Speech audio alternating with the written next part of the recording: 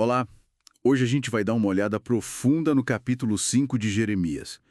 E olha, o cenário que ele pinta é forte. Começa com uma ordem divina, tipo, vão pelas ruas de Jerusalém e vejam se acham uma pessoa justa. Só uma. É isso aí. Se achassem essa pessoa que buscasse a verdade, Deus perdoaria a cidade inteira. Isso já mostra a gravidade da situação, né? A condição mínima para o perdão já parecia impossível. Exatamente. E a busca, claro, não dá em nada. Primeiro eles pensam, talvez o problema esteja só entre os mais pobres, que não conhecem a lei direito, sabe? Sim, uma tentativa de justificar. Mas aí o texto vai direto para a elite, para os líderes, e a constatação é ainda pior. Eles conheciam a lei, mas, como diz o texto, quebraram o jugo, romperam as amarras. Foi uma escolha consciente. E tem mais, né? Até quando usavam o nome de Deus para jurar, era mentira. Faziam juramentos falsos. Que nível de corrupção espiritual é esse? Olha, esse quebrar o jugo é fundamental para entender o capítulo. Não é só um deslize, é rebelião aberta, rejeitar a direção, a aliança com Deus. E o ponto-chave é que isso era geral, tanto nos pobres quanto nos ricos, nos líderes, Uma corrupção que permeava tudo. totalmente. E é por causa dessa rejeição generalizada que vem as advertências do julgamento. As imagens são fortes, né? O leão do mato, o lobo do deserto, o leopardo, figuras de destruição mesmo. E o texto não deixa dúvida sobre os pecados. Idolatria escancarada. Juraram pelos que não são deuses. E uma imoralidade que, nossa, é descrita de um jeito muito gráfico. Aquela parte dos cavalos bem alimentados e lascivos, né? Cada um relinchando pela mulher do próximo. É uma imagem de depravação total, de perda completa dos limites. Sim. E além disso tudo, a recusa em se arrepender. Mesmo depois de correções, de avisos, o texto diz que eles endureceram o rosto mais do que uma rocha. Poxa vida. Uma teimosia que leva à própria destruição, né? É nesse contexto que Deus pergunta e repete a pergunta: não castigaria eu por causa disso?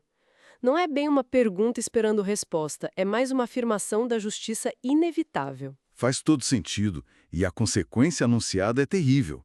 Uma invasão por uma nação forte, distante, que ia destruir tudo. As colheitas, os filhos, as cidades fortificadas. E a ligação é direta, né? Vocês me abandonaram para servir deuses estrangeiros na sua terra, então agora vão servir estrangeiros numa terra que não é de vocês. A causa e o efeito bem claros. Mas o que me impressiona muito é a reação do povo. Mesmo com a advertência tão clara, eles diziam, isso não vai acontecer. Nenhum mal nos atingirá. Como pode tanta cegueira? É a própria cegueira que o profeta denuncia logo depois, né?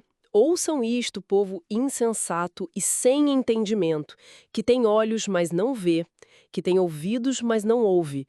É uma cegueira espiritual profunda. E é irônico porque eles viviam cercados pelas demonstrações do poder de Deus. O texto lembra, Deus pôs um limite para o mar.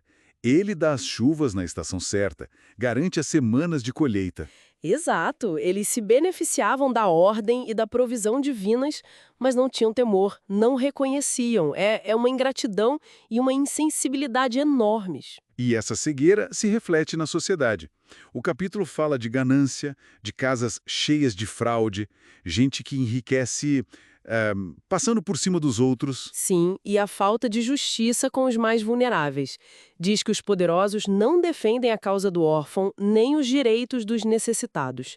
A estrutura social estava podre por dentro. E a liderança religiosa e política. Pior ainda, o texto é duro. Os profetas profetizam mentiras, os sacerdotes governam por sua própria autoridade. Uma falha completa de quem deveria guiar. Uma aliança profana no poder, basicamente. Mas talvez a frase mais perturbadora de todo o capítulo venha logo em seguida. Aquela que realmente dá um nó na garganta. Ah, sim. E o meu povo gosta que seja assim. É difícil de engolir isso. O próprio povo estava confortável com a mentira, com a corrupção da liderança. Exatamente. Mostra uma cumplicidade, uma aceitação daquele estado de coisas que é assustadora. É a normalização do absurdo. Uma sociedade que se acostumou com a própria ruína. Mas tem um detalhe interessante, né? Mesmo nesse cenário tão sombrio, Deus diz 2 vezes que não os destruiria completamente. Deixa uma porta entreaberta ali. Sim, é uma ressalva importante. Mesmo no auge do julgamento, não é uma aniquilação total. Talvez um vislumbre de esperança futura, ou só a natureza contida do juízo divino. Fica essa tensão. Então, o retrato do capítulo 5 é mesmo desolador. Uma crise moral, espiritual, social profunda. Líderes falhos, um povo acomodado na própria decadência. E o capítulo termina sem dar uma solução fácil, né? Ele joga a pergunta de volta para eles e talvez para nós também. Mas o que vocês farão quando tudo isso chegar ao fim? Uma pergunta que fica ecoando. O que fazer diante da ruína que nós mesmos construímos? Exato, uma reflexão sobre responsabilidade, sobre as escolhas e suas consequências finais. Deixa a gente pensando, né?